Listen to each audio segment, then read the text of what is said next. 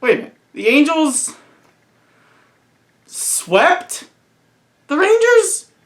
They've won 3 in a row? That is ridiculous! Unthinkable, impossible. That's very interesting.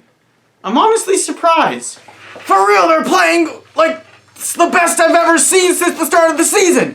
Sweeping the Texas Rangers, you had to do that, but oh my goodness, they raised our blood pressure, especially mine, by over 5,000 yesterday. Calm down. Thank goodness for that win. I would have been very, very upset if they blew that game. They were that close to doing it, but a W is a W, as they say. Good job, Angels. Now let's see if you could do that again in a 4-game series against divisional rival Oakland A's. It's gonna be tough, but good luck.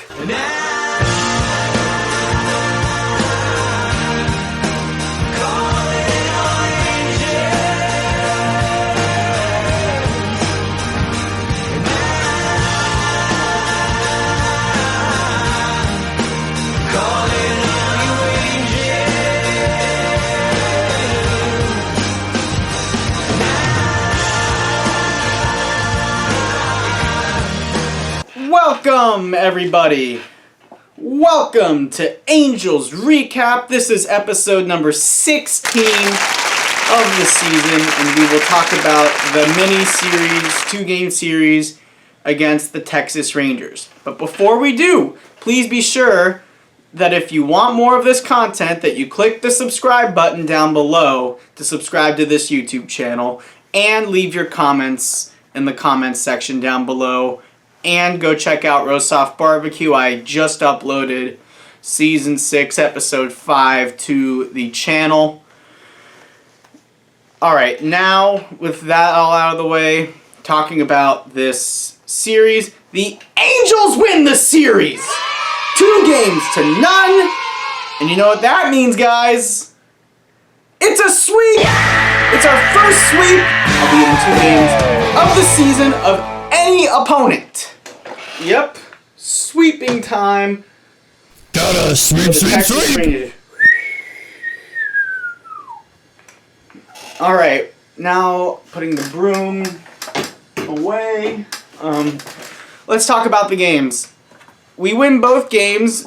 Game 1, the score was 11-5, and the second game, the score, and Overly Loyal Angels fan mentioned that our blood pressures were raised by 5,000 yesterday, but we managed to come away with the victor in Game 2, score of 9-8. Let's go over each game and tell you what happened.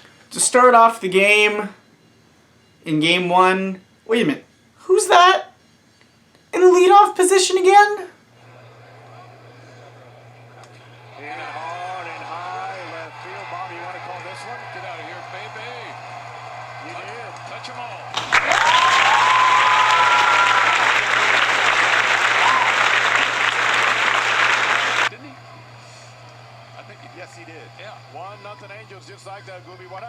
Oh, it's Justin Upton. Wait a minute. Upton? Okay, interesting move. It's been that way for the last couple of games where Mr. Madden has put Jay up in the leadoff position. He's done this before, though, guys. You may remember a few years ago when Madden was managing the Cubs, he would put Anthony Rizzo in the leadoff position, and it actually paid dividends for them pretty well. Rizzo hit a couple home runs in the leadoff position. The Angels would add 2 more in the third, and they would score 6 runs in the fourth, capped off by Showtime hitting an absolute missile. Oh, man.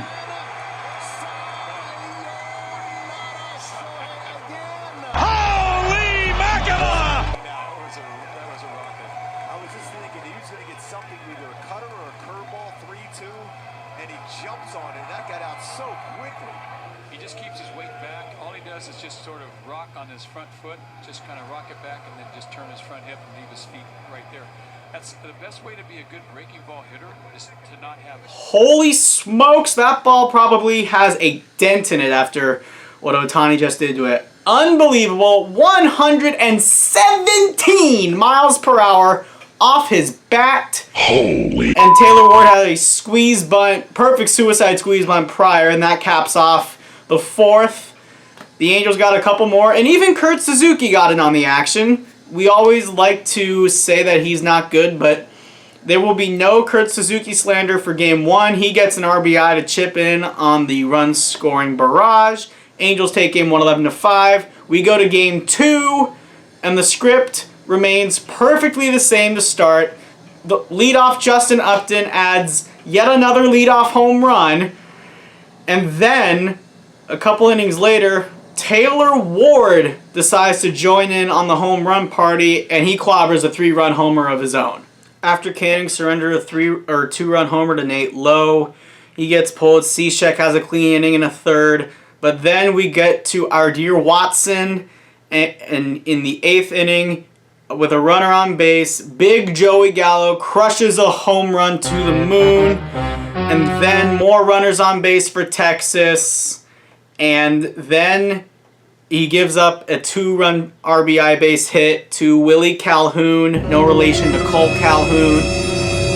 Mayers is brought in. He gives up another run, and oh my goodness, Angels, no! You had a 9-1 lead. Don't you dare blow this lead. You're raising my blood pressure by more than 5,000. Than whatever the dimension, whatever they use the unit of measure for blood pressure. But stop! You're gonna give me a heart attack. Oh no! Please bring in somebody to save the day.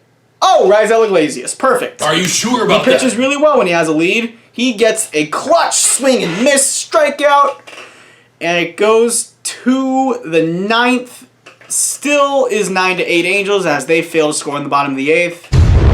An infield single for Nate Lowe, but then 1, 2, 3, swing, and miss. Raisel helps out our Angels. He gets a big save, and he prevents epic humiliation. The Angels hold on by the skin of their teeth, and they win 9-8. Whew! Wow. Let's head outside now and talk about our next big series with Oakland at the Ring Central Coliseum, and there's something interesting about the Coliseum that I'm going to need to mention to you once we get out there. So Oakland's in a bit of a pickle with their stadium, the Ring Central Coliseum in Oakland. It is said that it is not suitable as a stadium for the future of baseball because of a lot of things. For example, bad plumbing and sewage issues have been an issue there, and it's just the stadium overall is as old as dirt. It's a historic stadium. It's got a lot of stuff, and old Raiders games used to be played there back in the day, don't you know? But anyway, we're not here to talk about that. Correct! Let's talk about the pitching matchups. That's what you're really here for. Game 1 probably is the most entertaining of the matchups. We are going to get Ohtani again, and he will go up against Chris Bassett.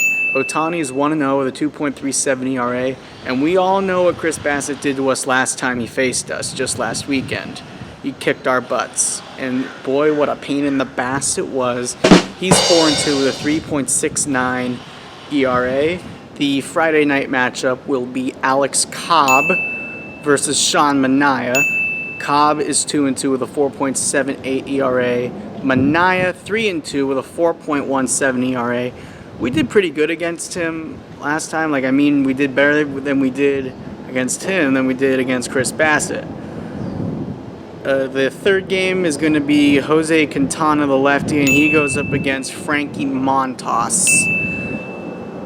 Quintana is 0-3 with a 7.92 ERA. He has been pitching better lately, but he's yet to register a win this season. Montas is 5-4 with a 4.92 ERA, so precisely 3 whole points better is Montas than Quintana. And in the final game of this series, we will see a new face like we did when we saw James Kaprielian for the first time. We get Dylan Bundy for us, and he goes up against Cole Irvin, the rookie. Bundy is winless, 0-5 with a 6.5 ERA. Cole Irvin is 3-6 with a 3.92 ERA.